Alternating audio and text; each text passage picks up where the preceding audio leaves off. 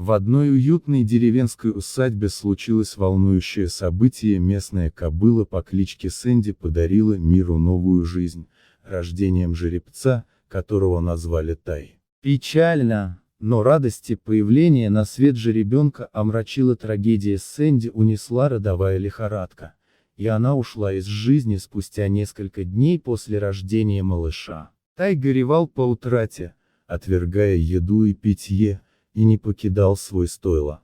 Известно, что для лошадей свойственно общество и связь с семьей. Карла, владелица фермы, рассказывала, что даже кормя Тая из бутылки и предлагая ему лучшие сорта трав, она не могла заменить ему материнской заботы. Малыш угасал на глазах, и все старания Карлы были бессильны. Тай проводил дни, сжимаясь в комочек на слое соломы, без всякого желания двигаться или кушать, и Карла уже смирилась с мыслью о его скорой кончине. Однако, ситуация претерпела неожиданный оборот, когда в амбар неожиданно забрел Зип, домашний пес Карлы.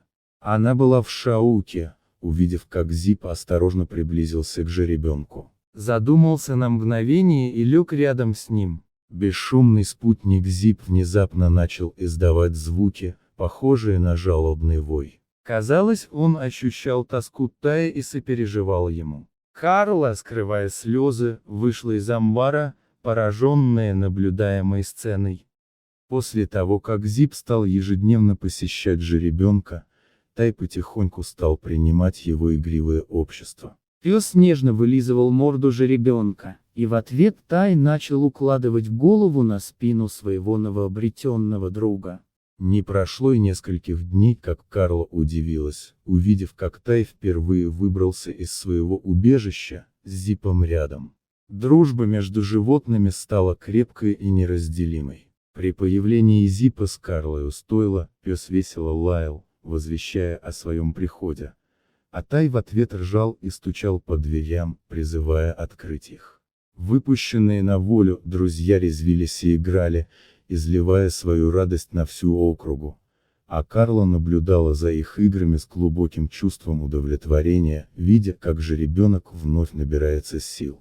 Тай вырос в прекрасного, элегантного скакуна, живущего теперь в стаде на той же ферме. И, как Карла говорит, он не забыл того, кто подарил ему поддержку, когда это было так необходимо. Тай до сих пор с радостью приветствует Зипа. Каждый раз, когда тот приближается к пастбищу, тепло трутся мордами. Зип откликается восторженными визгами, и вместе они устремляются в свободный бег по просторам пастбища, оставляя за собой недоуменные взгляды остальных лошадей. Их связь стала живым напоминанием о силе дружбы, способной пересечь видовые границы и исцелить даже самые глубокие раны. Если вам понравилась история, подпишитесь на канал. Всем добра, любите животных.